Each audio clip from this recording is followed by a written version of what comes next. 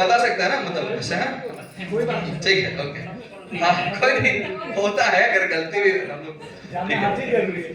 तो एक हमारे मित्र थे, तो उन्होंने क्या कहा कि सर थोड़ा सा एक आदमी मेरे पास आए हुए हैं, उनसे जरा सा मुलाकात करके ये बता देना है कि आपके पास नॉलेज है कि उस काम को मैं करूं अथवा नहीं करूं। तो संजोग से जहां जिस होटल में वो लोग थे उसी के पास में, और वो इतने करीबी मित्र थे कि मैं उनको मना भी नहीं कर सकता था, और बड़ा उन्होंने फोर्सली मुझे कहा कि आपको आना पड़ेगा सर। तो एक्चुअली मुझे बाद में पता चला कि वो चाहते थे कि मतलब इन चीजों को ये अंडरस्टैंड करके हमें बताया। मैं गया, मिला, बैठा, बातचीत हो रही थी, तरह इसको समझिएगा तो थोड़ा आपको मार्केट समझ में आएगा। बातचीत होने लगी, उसके बाद उनके पूरे कॉन्सेप्ट को समझा, प्लान को समझा। जैसे कहते हैं ना कि हम लोग के साथ क्या हो गया ना कि प्लान को देख करके पता चल जाता है कि इसका भविष्य क्या है। कंपनी के बारे में 4 महीने आप निकालेंगे, सब बता देंगे कि क्या होने वाला है इस कंपनी में, आने वाले 3 महीने बाद क्या होगा, 6 महीने बाद क्या होगा, 1 साल बाद क्या होगा, 3 साल बाद क्या होगा। तो उसके बाद उन्होंने सब कुछ समझा दिया, और समझाने के क्रम में ये उन्होंने जो मुझे बात बताई, उस प्लान में एक ही चीज सबसे इंपॉर्टेंट निकल के आया कि घुमाया तो बहुत कुछ उन्होंने, लेकिन एक बात जो मुझे सीधा सवाल उनसे किया कि सर आपके इतने देर समझाने का मुझे एक ही मतलब समझ में आया, आप ये शुद्ध भाषा में कह रहे हैं कि अभी जितना पैसा लगाएंगे 6 महीने में डबल हो जाएगा। बोले कि अच्छा, अरे बोले कि हाँ सर यही मैं कहना चाह रहा हूँ। वो पहले बोले कि नहीं प्लान को हमने प्लान समझ गए, मतलब यही कहना चाह रहे हैं कि 6 महीने में डबल हो जाएगा। तो बोले कि हाँ। बोले कि सर एक चीज बताइए, हम लोग निगेटिव तो नहीं जा रहे हैं, ठीक जा रहे हैं ना, ओके ओके सॉरी। तब मैंने पूछा कि आपको देख करके मुझे ऐसा कहीं से नहीं लग रहा है कि सर आप मतलब ठीक ठाक फैमिली से आप हैं, मतलब ऐसा नहीं लग रहा है कि आप कुछ नेगेटिव। तो बोले कि मैंने पूछा कि अच्छा एक बात बताइए, भरोसा है आपको कि ये 6 महीने में डबल हो जाएगा? बोले कि सर गारंटी के साथ कह रहा हूं कि 6 महीने में डबल हो जाएगा। बोले अच्छा एक बात बताइए सर कि आपके अपने घर की प्रॉपर्टी कितनी होगी?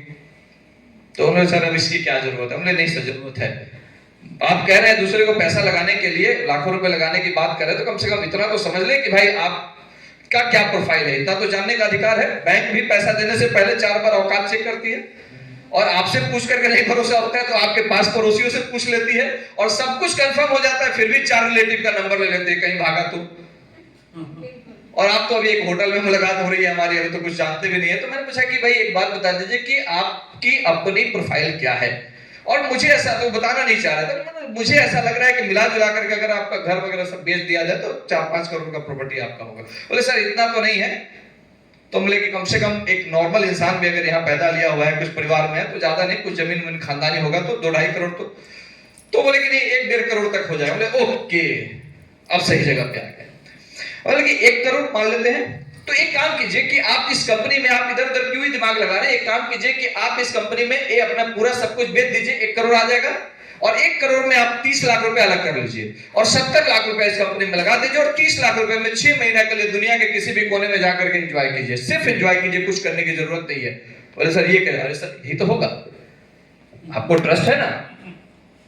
मैंने पूछा ट्रस्ट है ना आपको? हाँ ट्रस्ट, हम फिर कर सकते हैं ना ये चीज तो।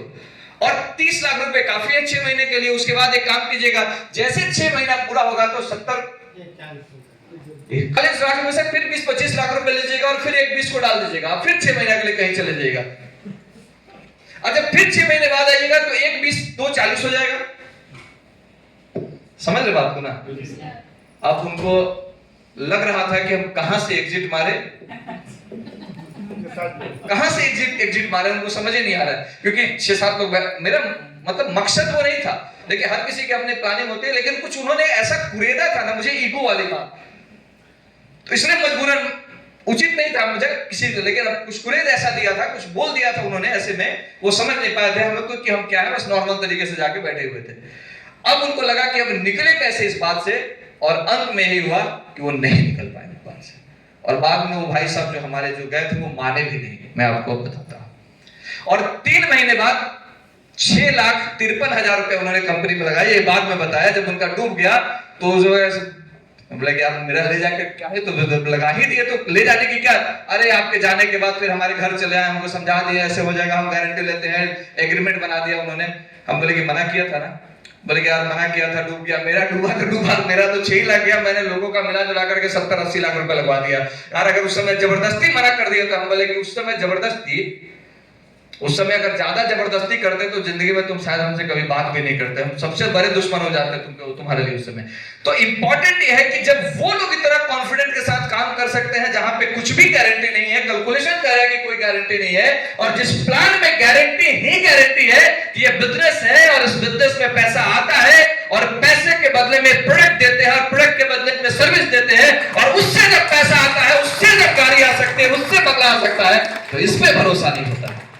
इसलिए कहा जाता है कि दूध घर घर जाकर के देना पड़ता है और शराब के लिए लाइन लगती है, और वो शराब क्रिप्टो जैसी कंपनियां है और प्रोडक्ट बेस्ड जैसी कंपनी है, यही दूध वाली कैटेगरी में आती है।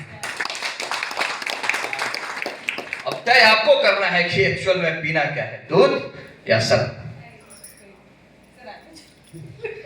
पानी थोड़ा सा वहां से करा दो।